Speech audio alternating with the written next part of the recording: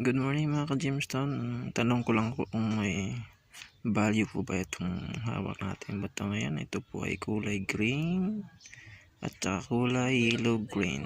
Ayan po. Babasahin muna natin para magkaroon ng matingkad na kulay po yung bato. Ayan. So ayan na mga ka-Jamestown, no? Tumitingkad na yung kulay niya. Super dark green talaga siya. Ayan. Ayan. Tsaka yung isa naman is kulay yellow green. Ayan. Hindi siya dark green. Yellow green po siya. Iwan ko lang kung may value ito.